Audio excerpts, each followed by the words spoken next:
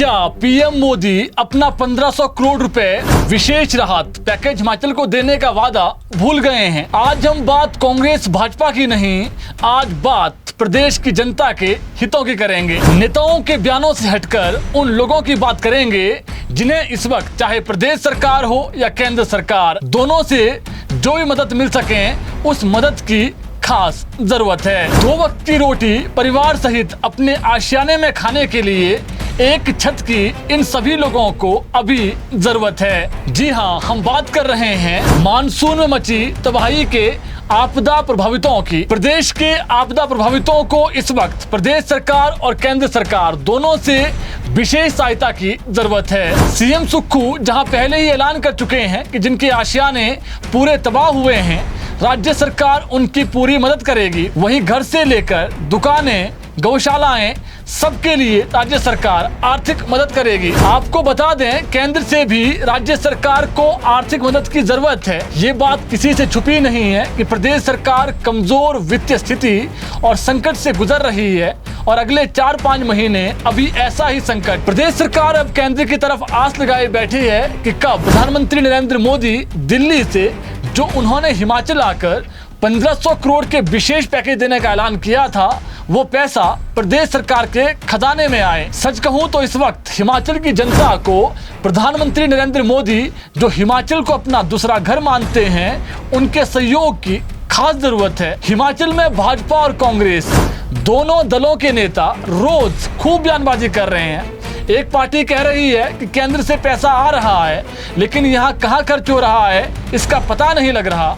दूसरी पार्टी कह रही है कि जो पैसा पीएम ने स्पेशल पैकेज देने की बात कही थी वो अभी तक 1 रुपए तक नहीं आया। बयानबाजी दोनों तरफ से चली हुई है, लेकिन आपको सच कहें तो विभिन्न योजनाओं से जो पैसा आता है वो तो हिमाचल प्रदेश को समय समय पर मिल ही रहा है, लेकिन जो स्पेशल राहत पैकेज का ऐलान किया गया था वो पैसा अभी तक नहीं आया है। अगर वो पैसा आता है तो सच में जिनके घर पूरे तबाह हो गए हैं उनको 7 लाख रुपए देने में सरकार को फिर आसानी होगी। हालांकि प्रदेश सरकार दावा कर रही है कि हम अपने बजट को कम करके भी चाहे जो भी हो जाए आपदा प्रभावितों की पूरी मदद करेंगे, लेकिन सच्चाई ये भी है कि सबको एक साथ 7 लाख रुपए देना इतना आसान भी नहीं है। अगर केंद्र से पैसा आता है और सहयोग मिलता है तो सुक्खू सरकार को फिर 7 लाख रुपए एक साथ भी आपदा प्रभावितों को देने में कोई परेशानी नहीं होगी। प्रदेश के हजारों लोग मानसून के दौरान आपदा में बेघर हुए हैं,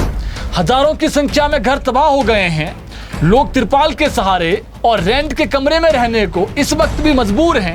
कोई अपने रिश्तेदार के घर रह रहा है तो कोई कहीं और। सैकड़ों की संख्या में लोगों की जानें गई है, पशुओं की जानें गई है, दुकानें, गौशालाएं, बड़ी इमारतें सब तबाह हुई है।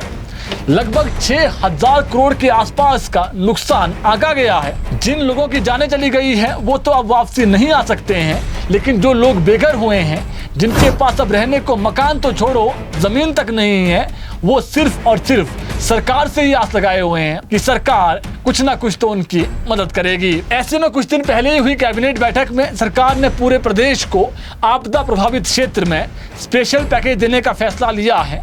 ऐसे में सरकार के इस फैसले के बाद अब पूरे प्रदेश में जो विशेष पैकेज हैं, जहां पर मानसून में तबाही हुई थी, उन सभी जिला के आपदा प्रभावितों को ये राहत राशि मिलेगी।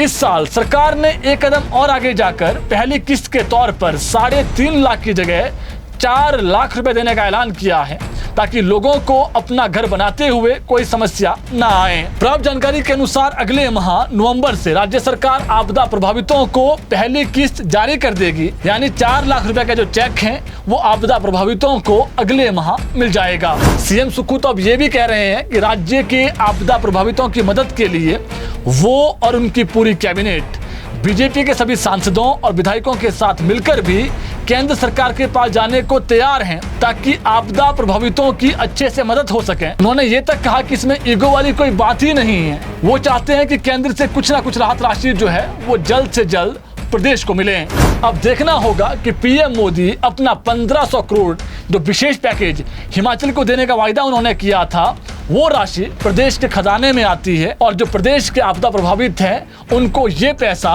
और राज्य सरकार ये पैसा जो आपदा प्रभावित हैं उनको देती है।